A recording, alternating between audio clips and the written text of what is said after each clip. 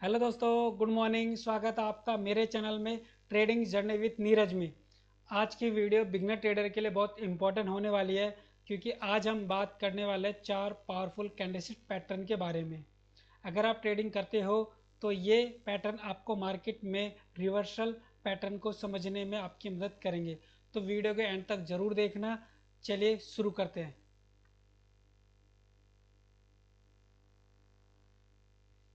जैसे कि मैंने आपको बताया था कि हम बात कर रहे हैं 4 कैंडल के बारे में। तो हमारी पहली कैंडल है हैमर कैंडल, दूसरी हैंगिंग मैन कैंडल, तीसरी इन्वर्टेड हैमर कैंडल और चौथी है शूटिंग स्टार कैंडल। तो बात करते हैं पहली candle hammer candle. Hammer candle एक बुलिश कैंडल होती है।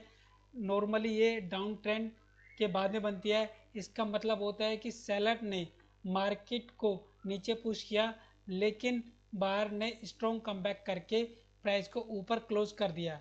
हैमर कैंडल हमें ये बताती है कि अब मार्केट ऊपर की तरफ जा सकती है। हैमर कैंडल की पहचान क्या होती है?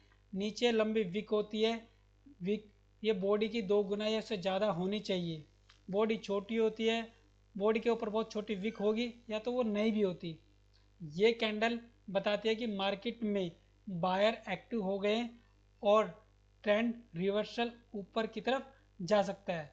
हैमर कैंडल को हमेशा down trend down trend down trend और सपोर्ट एरिया में ही कंसिडर करना चाहिए। ये किसी भी कलर की हो सकती है। हम अब इसको डायग्राम के थ्रू समझते हैं कि हमें एंट्री कहाँ लेनी चाहिए और कैसे लेनी चाहिए। हैमर कैंडल पर एंट्री कैसे ले? जैसे कि डाउन ट्रेंड आया यहाँ से मार्केट ने सपोर्ट लेके मार्केट दोबारा से ऊपर गई। अब आप देख रहे हो कि वापसी डाउन ट्रेंड आया है, यहाँ से सेलर वीक हो गए। अब सेलर ने वापसी मार्केट के लिए यहाँ हमें एक हैमर कैंडल दी। अगर आपको उस कैंडल के बारे में जानना है कि कैसे विक बनती है, कैसे बॉडी बनती है, तो उसके लिए मैंने अपनी पहली वीडियो बनाई है। उस वीडियो का लिंक मैं इस वीडियो के लास्ट में डाल दूंगा, तो आप वहाँ से वो वीडियो देख के कैंडल को समझ सकते हो, कैंडल कैसे बनती है और कैंडल क्या होती है। चलिए शुरू करते हैं दोबारा से। ये हैमर कैंडल है। इसके बाद हमें कंफर्मेशन कैंडल का वेट करना है। ये हमारी कंफर्मेशन कैंडल है जो हैमर के ऊपर क्लोज होनी चाहिए। इस पर हमें एंट्री लेनी चाहिए और एंट्री लेके हमें 1:2 अपना रिवॉर्ड्स ले लेना चाहिए।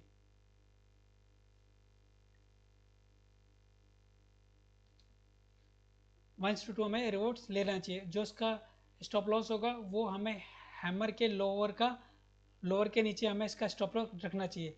अब हम इसको एक बार रियल चार्ट में ही समझते हैं। रियल चार्ट में देखो, ये डेट सब कुछ मैंने मेंशन कर रखी है। आप इस दिन का चार्ट देख के यहाँ पर देख सकते हो।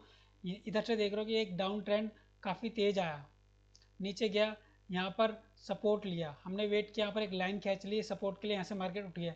दोबारा अगेन इसी इसी सपोर्ट एरिया में आया, यहाँ इसने हमें एक हैमर कैंडल बना के दी। उसके बाद हमने वेट किया कंफर्मेशन कैंडल का, जो हमारी ये वाली है। इसके बाद में ट्रेड ली 1:2 रिस्क रिवॉर्ड आराम से हमें मिल गया। और हमें ज़्यादा लंबे टारगेट के पीछे नहीं भागना। 1:5 1:3 हमें 1:2 बहुत है। जितने छोटे टारगेट रहेंगे उतने जल्दी अचीव होंगे। तो मेरे हिसाब से छोटे टारगेट बिगनर के लिए बहुत बेस्ट है। ज़्यादा एक साथ ज़्यादा कमाने की मत सोचो, धीरे धीरे चलो, आराम से आ जाएगा। जैसे आपकी लर्निंग और एक्सपर्ट हो जाओगे तब ऑटोमेटिकली 1:3 1:4 1:5 आप आराम से कैच कर सकते हो। चलिए अब हम शुरू करते हैं अपनी नेक्स्ट कैंडल, जो हमारी हैंगिंग मैन कैंडल है। ये एक बेरिश कैंडल होती है। Hanging man candle normally up trend के बाद में बनेगी। दिखने में तो ये हैमर जैसी ही होती है, लेकिन इसका मीनिंग कम्प्लीटली अलग होता है। हैंगिंग मैन कैंडल हमें ये बताती है कि अब मार्केट नीचे की तरफ आ सकती है। हैंगिंग मैन कैंडल की पहचान सेम ही हमें हैमर की तरह नीचे लंबी विक होती है। बॉडी की 2 गुना या उससे ज़्यादा होनी चाहिए।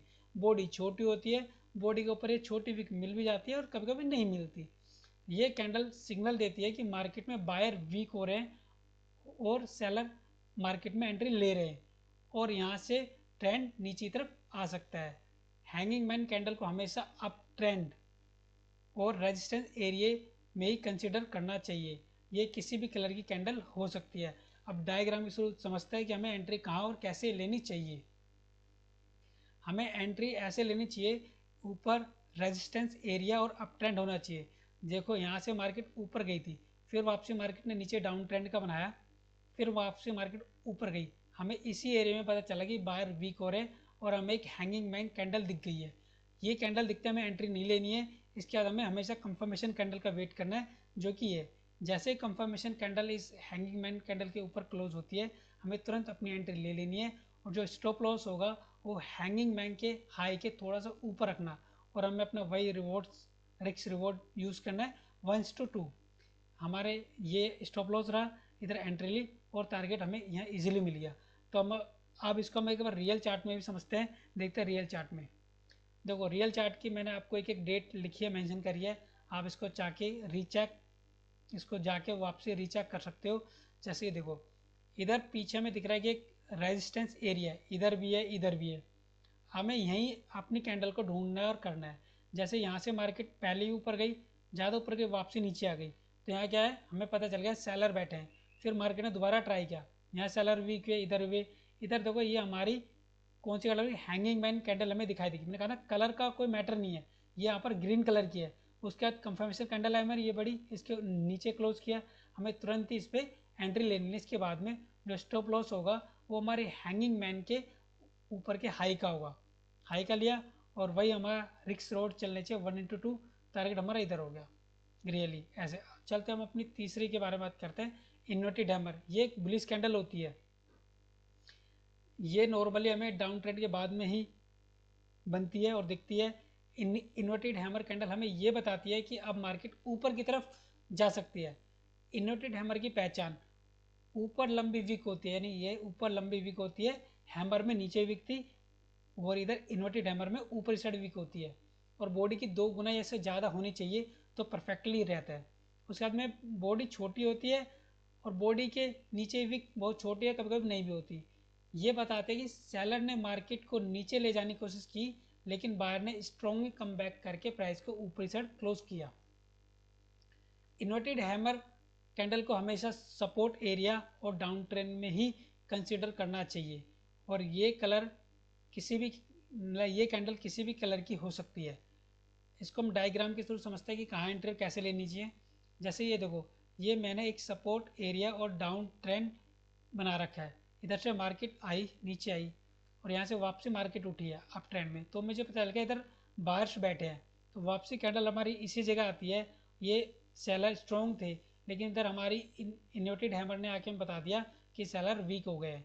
तो यहाँ पर हमने कंफर्मेशन कैंडल का वेट किया, जैसे ही कंफर्मेशन कैंडल बनी उसके बाद में तुरंत एंट्री ली और 1:2 लो का चला गया। जो हमारा इसका स्टॉप लॉस होगा वो इन्वर्टेड हैमर का लो होगा, उसके नीचे हम स्टॉप लॉस लगाएंगे और टारगेट 1:2 रिस्क रिवॉर्ड के साथ में जाएंगे।